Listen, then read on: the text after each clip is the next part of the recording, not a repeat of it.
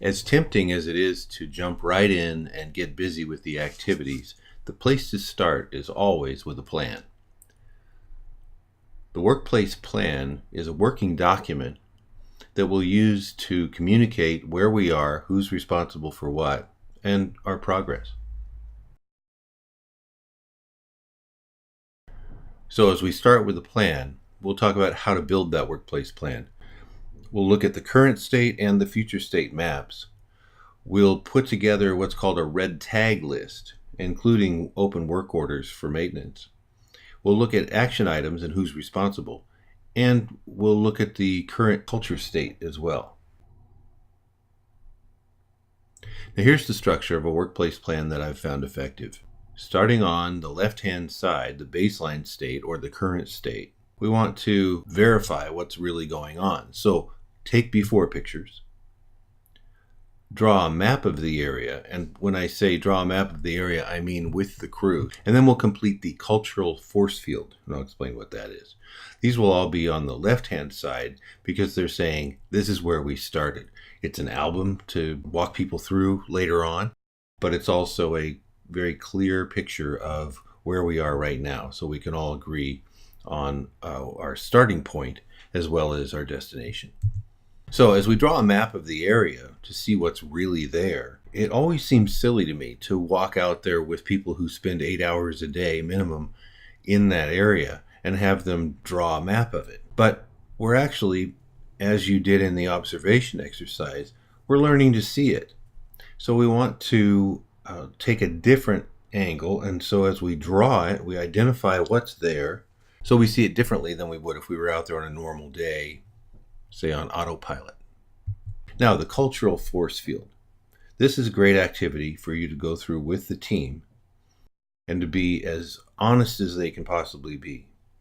What's helping us toward our goal, and what are the obstacles that are hindering us? So the as-is line is our current state, and saying if we're to move forward to our to-be state or to our future state, then what are the things that are working for us that are helping us to move toward that goal? And what are the things that potentially work against us? So in this case, they saw value in improving safety, that there would be recognition for their activities, that there'd be more job security as they became more competitive, and that they had dedicated resources and a good crew. They had management commitment, but they were concerned that management commitment might waver over time as it had in the past. So on the other side, it says potential management distraction. How much time are we going to get to work on this? And if we do this, will it shorten the wage freeze?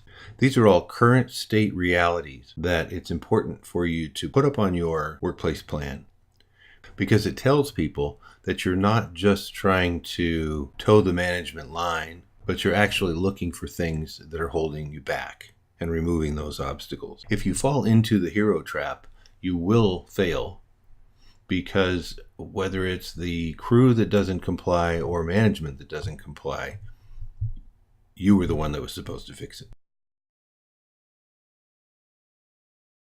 The action item list is terribly important because that tells us how we're going to get from our current state to our future state.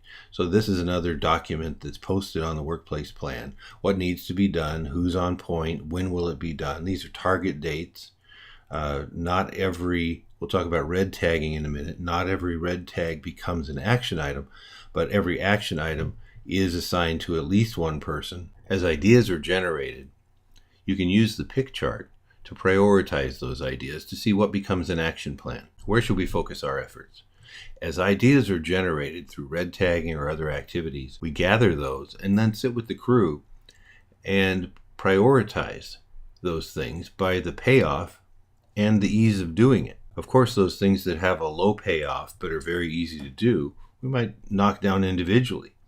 Things that have a high payoff and are easy to do may take a team, but we'll go after those. Things that are hard to do but have a high payoff, we're going to consider and bring together the folks that can affect that and make decisions about that. But this really helps the crew to think like owners and to make decisions that'll be best for everyone, best for the company, and best for themselves. So, what are your cultural obstacles to change? You can print out this form and use it with your crew to discuss the particular area that you did the observation of and find out what the cultural current state is. Once you've completed that, come back and we'll talk about the activities.